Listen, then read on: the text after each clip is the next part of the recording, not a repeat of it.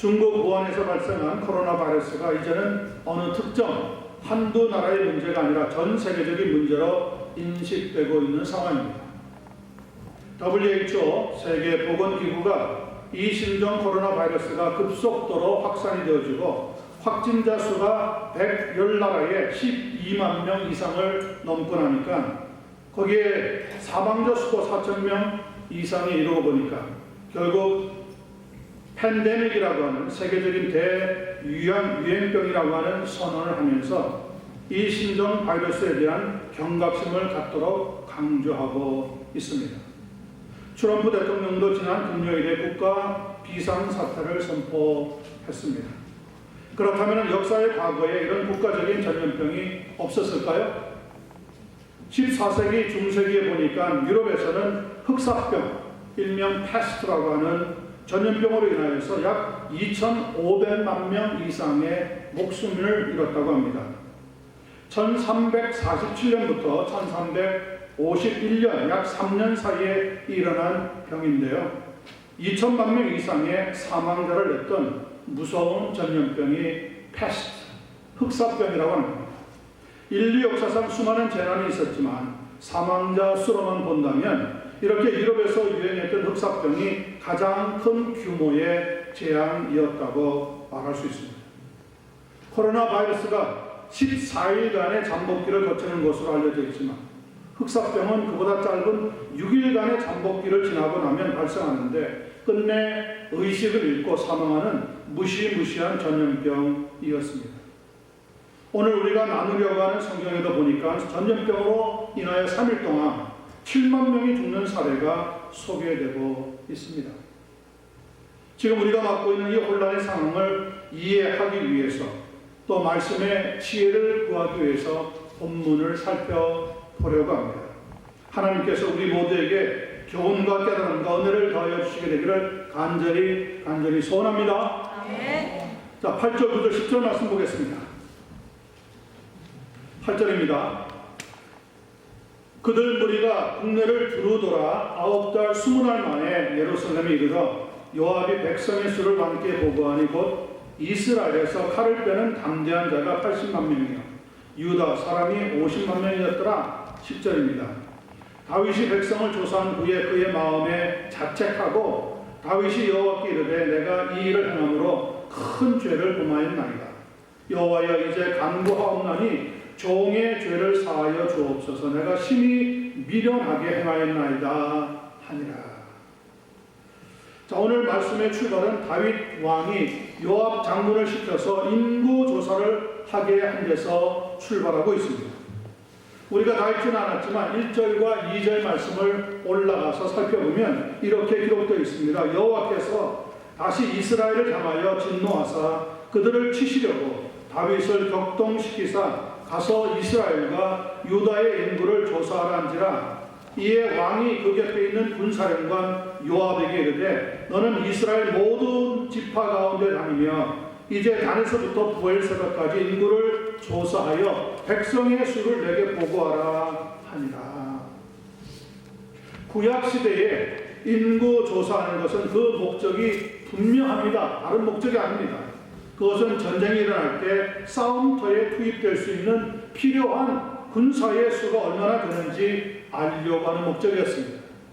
한마디로 전쟁을 치를 수 있는 군인이 우리에게 몇 명이나 있느냐 이것을 아는 것이 주 목적이었습니다.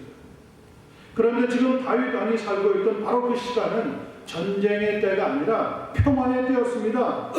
다른 말로 하자면 인구 조사를 할 명분이 없었더라는 겁니다.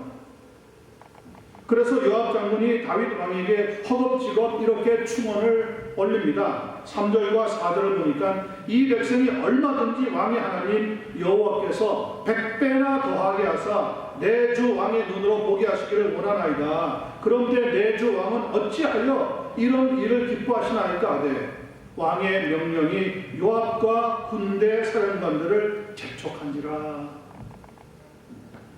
왜 신중하고 지혜롭던 다윗 왕이 명을 내리는데 재촉할 만큼 고집을 피웠을까요?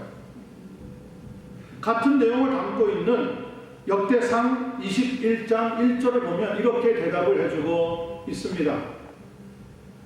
사탄이 일어나 이스라엘을 대적하고 다윗을 충동하여 이스라엘로 계수하게 하니라. Satan rose up against Israel and incited David to take a census of Israel. 그러니까 평화를 싫어하는 사탄이 배후에서 다윗 왕의 호기심을 자극하여서 인구 조사를 하도록 선동했다는 겁니다. 그런데 흥미로운 것은 요압 장군이 9달 20날 만에 약 290일입니다. 거의 1년 가까이 이스라엘 땅을 다 돌고 돌아와서 보고하기를 이스라엘의 80만 명 그리고 유다의 50만 명 총 130만 명의 군인 될 사람이 있더라고 보고를 했습니다. 그 말을 듣자마자 다윗 왕이 그 다음에 취한 행동이 10절에 이렇게 소개되고 있습니다. 잘 보시기 바랍니다. 다윗이 백성을 조사한 후에 보세요. 그의 마음에 자책하고 다윗이 여호와께 이르되 내가 이 일을 행함으로 뭘 범했어요? 큰 죄를 범하였나이다. 여호와여 이제 간구하오나니 주의 종의 죄를 사하여 주옵소서. 내가 심히 미련하게 행하였나이다 하니라. 무슨 말입니까? 하나님께 죄를, 그것도 아주 큰 죄를 지었다고 다윗 왕이 고백하고 있더라는 겁니다. 자기가 미련한 짓을 했다는 거죠. 다윗 왕과 같은 성군도 피조물이라고 하는 한계에서 벗어날 수 없었다는 것을 알 수가 있습니다. 이것이 여러분 역사입니다. 역사는 우리에게 무엇을 말합니까? 한없이 우리 인간들이 미약하다는 것을 보여주고 있습니다. 19세기 경제학자요 역사학자였던 아놀드 토인비는 그의 필생의 역작인 역사의 연구에서 역사를 이렇게 정의하고 있습니다. 역사란 과거에 있었던 일의 기록이나 그 자체로서 남아있는 흔적을 연구하는 학문이다. 그러니까 과거는 과거라는 겁니다. 그렇지만 임금들이나 통치자들이 두려워하는 것은 역사뿐이라고 하는 말도 있습니다. 지나간 과거일 뿐인데 왜 임금들이나 통치자들이 역사를 두려워한다고 고백하는 걸까요? 그것은 지난날의 기록을 통해서 자신들의 모든 잘잘못이 드러나기 때문입니다. 그럴 때 역사는 더 이상 과거가 아니라 현재가 되어 버리는 겁니다. 그런데도 일부는 자신의 치부를 가리기 위해서 핑계를 하면서 역사를 자꾸 왜곡시킵니다.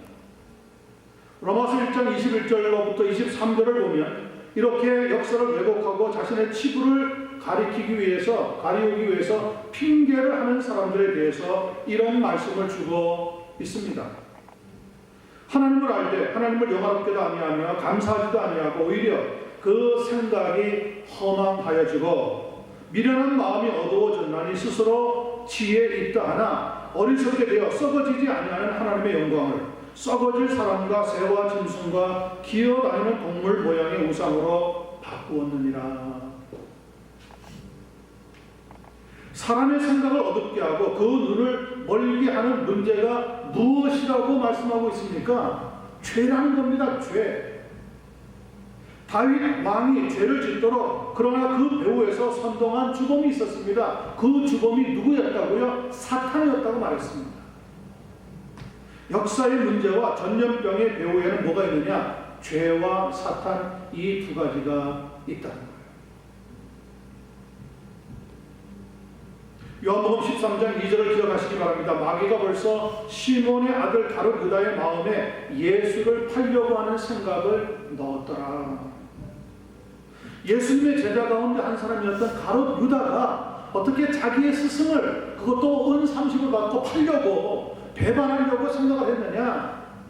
자기의 생각이 아니라 마귀가 그런 생각을 집어넣어버렸다는 거예요. 그런데 문제는 사탄이 그런 나쁜 생각을 일방적으로 넣은 것이 아니라 마태복음 26장 14절로부터 16절을 보면 그 전에 가룟 유다에게 마귀가 장난칠 수 있는 미혹할 수 있는 허점이 있었다는 것을 밝혀주고 있습니다. 그때에 12 중에 하나인 가룟 유다라는 자가 대제사장들에게 가서 말하되 내가 예수를 너희에게 넘겨주리니 얼마나 주려느냐 하니 그들이 은 30을 달아주거늘 그가 그때로부터 예수를 넘겨줄 기회를 찾더라. 여러분, 마귀가 아무나 장난치지 않는 거죠. 그 마음속에 허점을 드러낼 때, 믿음의 허점을 드러낼 때 우리도 자칫 마귀의 미혹을 받을 수가 있게 된다는 거예요.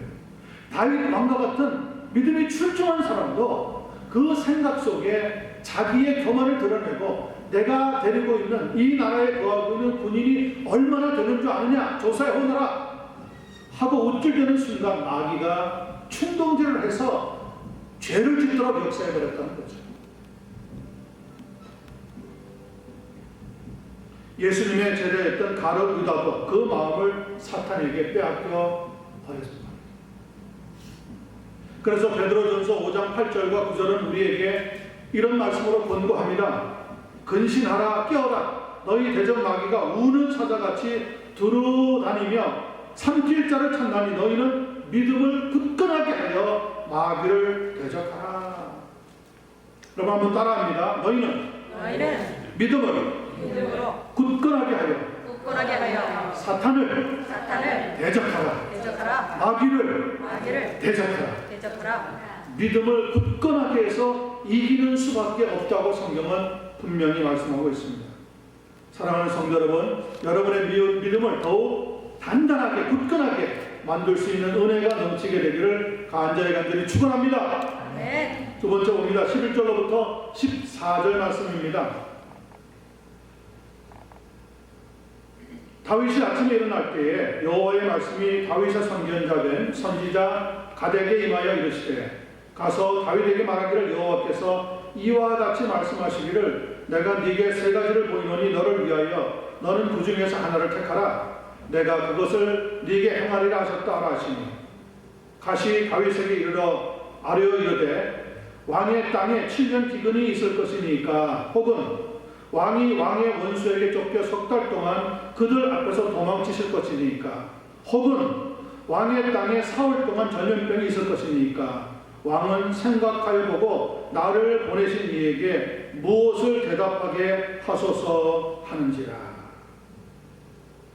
자, 두 번째 부분을 잘 생각해 보시기 바랍니다. 우리는 첫 번째 부분에서 역사의 정의에 대해서 생각해 보았습니다.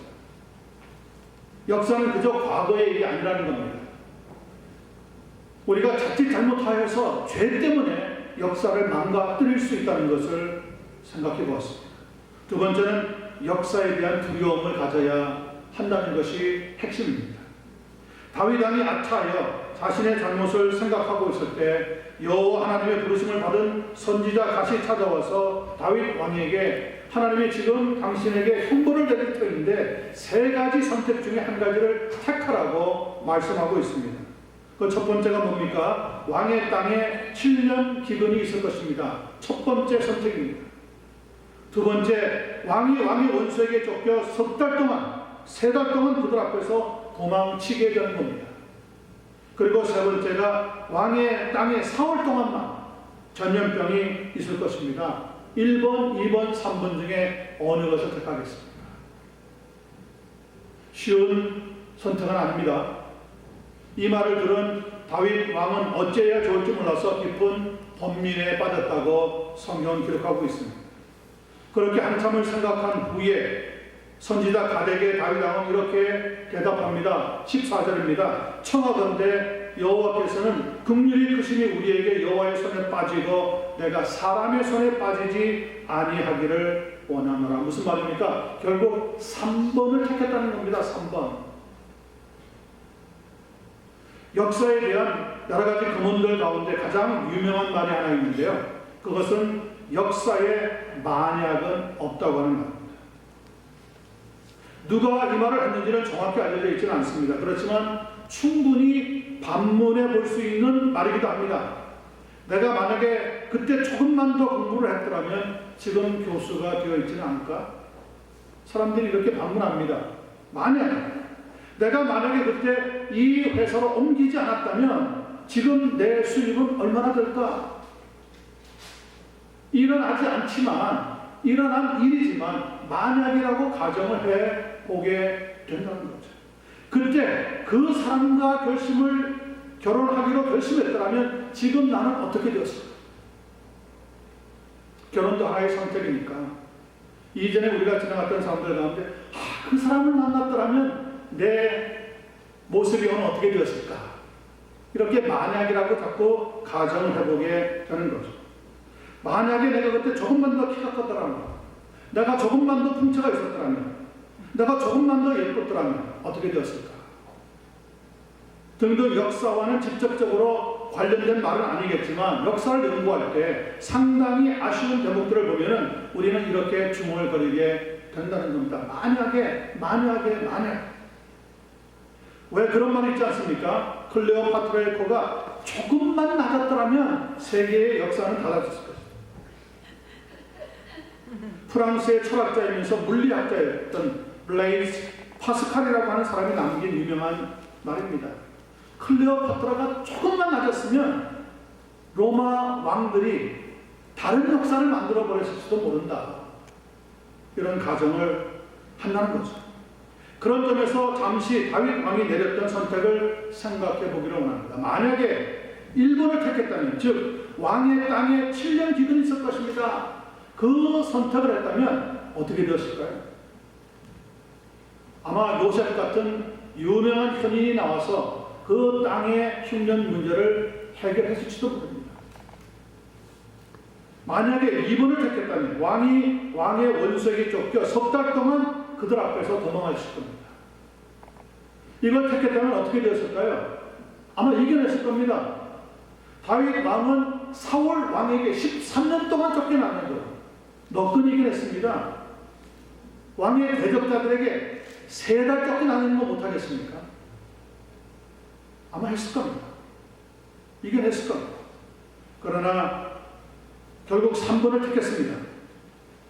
왕의 땅에 사흘 동안 전염병이 있을 것입니다. 이 선택을 택하지 않았다면, 3번을 택하지 않았다면 아마 유다 땅에, 이스라엘 땅에 전염병이 돌지 않고 죽는 사람도 없었을지도 모릅니다. 그런 점에서 영국의 역사학자인 에드워드 카는 역사라고 하는 것은 현재와 과거 사이에 끊임없는 대화라고 하면서 역사는 반복된다고 하는 주장을 했는데 우리가 한번 생각해 볼 문제입니다. 역사는 반복된다는 것. 다윗 왕만 그런 선택의 주저하는 것이 아니라 오늘 살아가고 있는 우리에게도 마찬가지 선택의 주저가 있기 때문에 그렇습니다. 역사를 보고 교훈을 삼아야 되는데 교훈이 아니라 또 실수하고 또 실수하고 또 실수하는 것이 오늘 우리 인류의 문제라고 하는 겁니다. 물론 역사는 사실을 다루는 학문이기 때문에 숱한 오해와 논란이 있어도 가정이라고 하는 것은 존재할 수 있습니까? 없습니까? 없습니다. 왜냐하면 과거의 역사는 이미 지나가 버렸기 때문에 그렇습니다. 무엇과도 다시 역사를 바꿀 수는 없습니다. 역사에 두려운 점이 바로 여기에 있습니다. 다윗 왕이 아마 지우고 싶다면 이 기록과 함께 밧세바를 범하였던 사건을 지우고 싶을 겁니다. 그런데 역사에는 다윗 왕의 실수를 버젓이, 그것도 분명하게 기록하고 있습니다. 우리의 삶의 역사도 마찬가지입니다. 이 세상 역사에 기록될 수 있는 유명한 사람은 아닐지 모르지만 하나님의 행위책에는 여러분의 모든 행동과 삶과 생각과 말들이 다 사타치 낱낱이 다 기록되어 있다고 하는 것을 아셔야 됩니다. 이것이 두려운 거죠. 이것이 두려운 거죠. 다윗 왕은 10절에서 그런 점에서 내가 심히 미련하게 행하였다고 고백하고 있습니다. 그리고 그런 미련한 행동은 인류가 계속해서 반복하고 있는 실수이기도 합니다. 그렇다면 달나라까지 정복했다고 자랑하는 인류에게 있어서 14세기의 흑사병과 같은 전염병, 21세기에 우리가 만나고 있는 코로나 바이러스와 같은 유행병이 그 이름은 다르겠지만 앞으로도 계속 나타나게 될 것이고요. 우리는 손 쓰지도 못한 채 쓰러지고 말게 될 겁니다.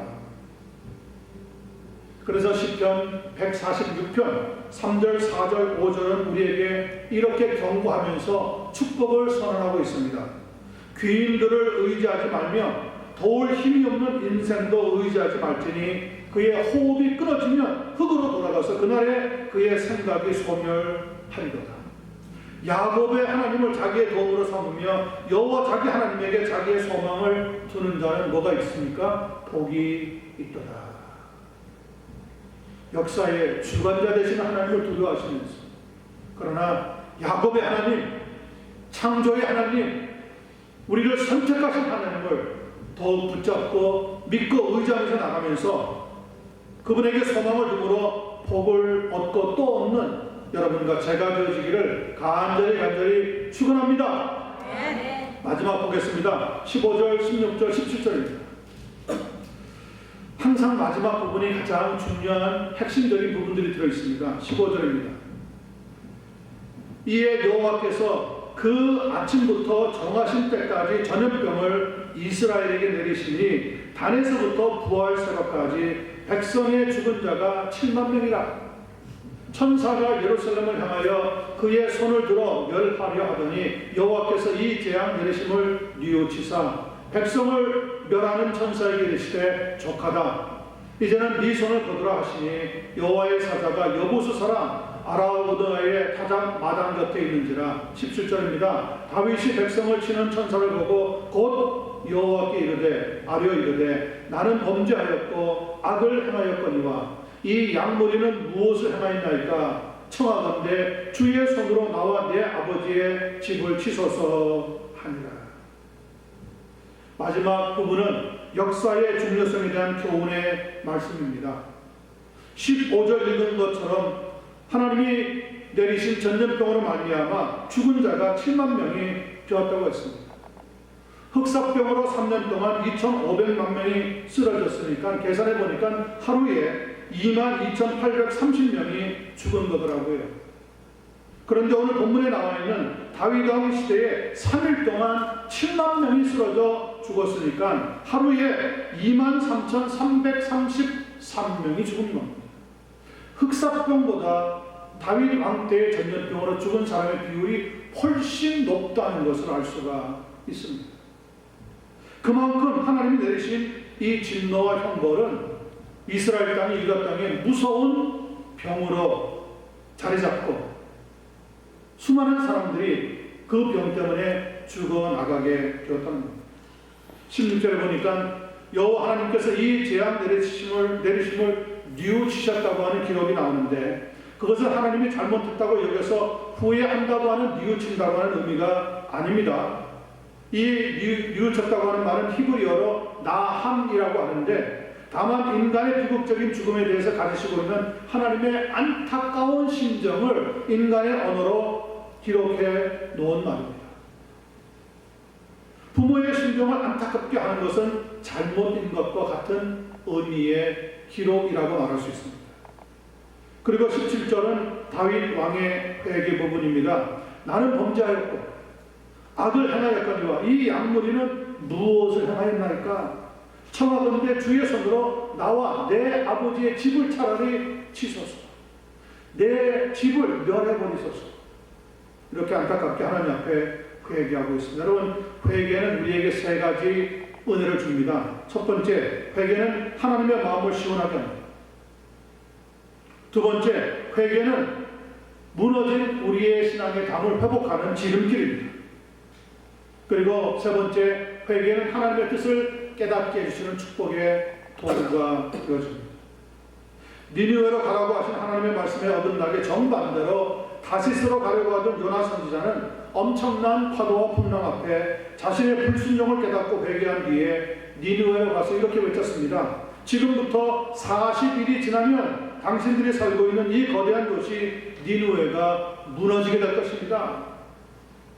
콧방구도 끼지 않을 것 같았던 이 니느웨 사람들이, 그런데 그 말을 듣자마자 교만한 니느웨 백성들이 금식을 선포하고 높고 낮은 자를 막론하고 굵은 베옷을 입고 회개하기를 시작했다고 합니다. 그리고 요나서 3장 10절에 보면 하나님이 그들이 행한 것 곧 그 악한 길에서 돌이켜 떠난 것을 보시고, 여러분 이 단어가 중요합니다. 하나님은 우리가 행동할 때 보신다는 거예요. 회개할 때 보신다는 거예요. 기도할 때 보신다는 거예요. 말씀에 순종할 때 보신다는 거예요. 보시고 하나님이 뜻을 돌이키사 그들에게 내리리라고 말씀하신 재앙을 내리지 아니하십니다. 하나님께서 인간의 회개를 보시고 뜻을 돌이키셨습니다.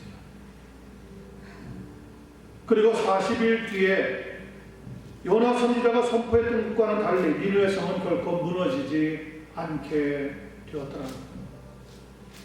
오늘 본문 25절에도 보면 이렇게 말씀이 정리해서 끝나고 있습니다. 그곳에서 다윗이 여호와를 위하여 제단을 쌓고 번제와 화목제를 드렸더니 이에 여호와께서 그 땅을 위한 기도를 들으심에 이스라엘에게 내리는 재앙이 그쳤더라.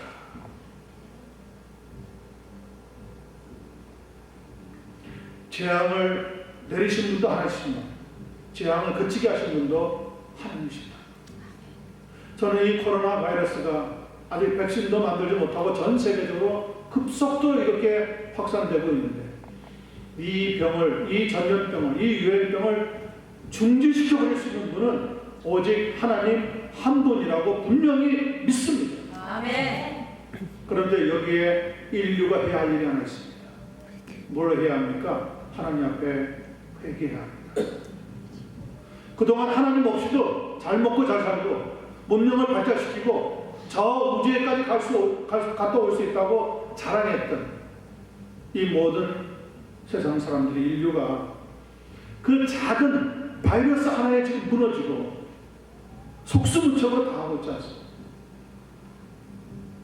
여기에서 우리는 인간의 미약함을 많이 생각할 수가 없습니다.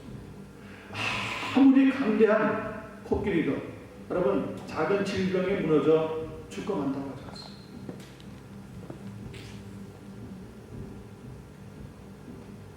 다윗이 교만하여 인구조사를 한 결과 전염병으로 수많은 사상자를 낳았습니다. 그러나 그가 하나님 앞에 엎드려 회개할 때 하나님은 재앙이 그치게 하는 역사로 이어가게 하셨습니다. 각 나라들마다 그동안 국가 지도자들의 꼼수와 사기와 독재, 그리고 공무원들의 부정과 금품과 타락이 얼마나 널리 있었습니까? 하나님께서 참으시는 한계의 선을 넘어버린 거죠. 그러면 교회는 다릅니까? 대형 교회들은 세습과 세속으로 무너져 버렸습니다. 그뿐이 아닙니다. 꽤 유명 목사님들의 논문 표절, 학위 사기, 성적표 조작, 성추문, 그리고 대형 교회 목사들의 억대 연봉 등등 우리가 스스로 절대 위기를 자초한 결과가 있습니다. 그런데 이런 일을 놓고 그 누구도 나서서 하나님 앞에 회개한 적이 없습니다. 오히려 뻔뻔하게 자기 핑계와 변명으로 일관해 왔습니다. 하나님이 참으시는 것도 한계가 있다는 거죠.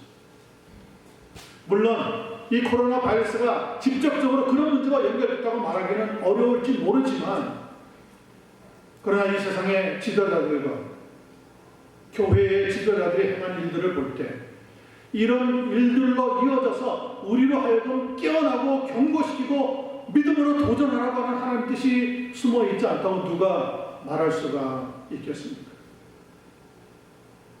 다윗 왕은 엎드려서 회개합니다. 전염병이 멈추었습니다.